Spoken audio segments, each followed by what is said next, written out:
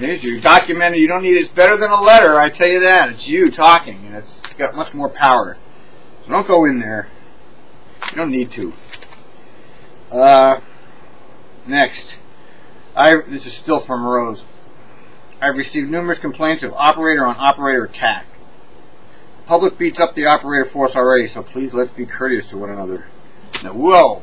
Okay, you know, operator-on-operator attacks? Boy, I haven't seen that happen. I mean, I've seen a lot of crazy, rude operator-to-operator behavior, but I've never seen an operator attack another operator. That's really low. I mean, I walk on the other side of the street when I see somebody I don't like, and, you know, I just take it upon myself to remove myself from that sidewalk where that operator is and go to the other side of the road. Just don't get going. I mean, that's just weird that that's happening. I just can't believe it. Or even physical altercations with each other. Okay, Sandy Gingrich, who never has a picture. Let's get a picture, Sandy. We want to see what you look like. Okay, apparently they went up to Canada, had a nice vacation up there, and to the biggest bus rodeo in the world, which is the one at Calgary.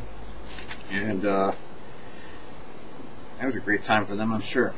I've also been trying to get the comments out for Center Street drivers. Things have been a little crazy at Center.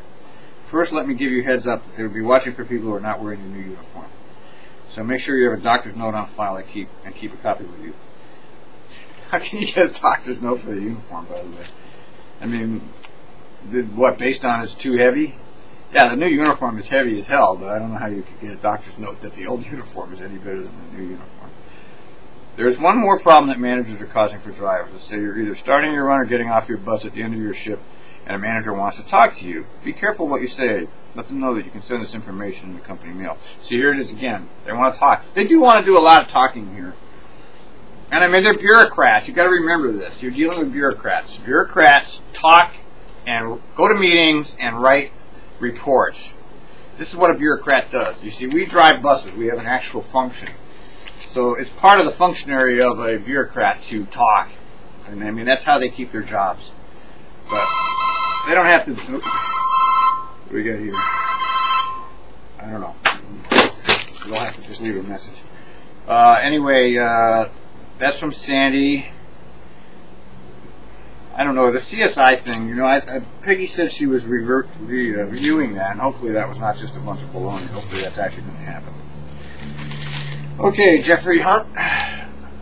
Let's see here. Can you see him? There he is. Okay, step 2 is about overtime. It's correct to say apprentices don't work overtime except in certain situations. The other one was a commuter rail over clerk's work. Can a manager do that work is in question. This month in our contracting out committee, we were like, okay, blah, blah, blah. Doesn't look like there's too much of a big deal going on for him. Okay, in 1947 and 1952, union membership was at its peak, with 35% of households in the union. Now we are at 12%.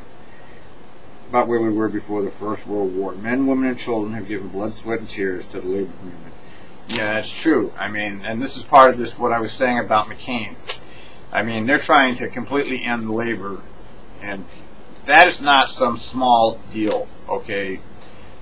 People, I don't know, there's no way I can get through to the people that don't understand this. They're not going to change their mind. It's like two religions that believe that their God is the only God, and there's no way that they can talk to each other. And this is what we have here with the schism in the United States between the Republican and the Democrat, or what's called a liberal and a conservative, whatever label you want to put on it. But yeah, the unions are not doing well, and it's very worrisome.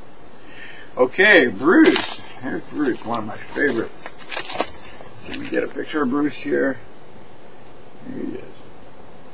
I like Bruce. I don't know him very well, but I like the guy. I like everything he does. I like the way he handles himself. This month, TriMet managers, assistant station managers, and supervisors have been conducting ADA stop announcement missions. Yeah, just announce the stupid ass stops. It's easier to just comply with what they want and fight. Nobody's listening to you in the bus. Okay, nobody cares about the ADA except for the TriMet managers. But the thing about working here, it's just easier to just do it their way than to fight with them. I mean, you get used to announcing this. I do it. I don't even know I'm doing it. It's not a big deal. Make the damn announcement.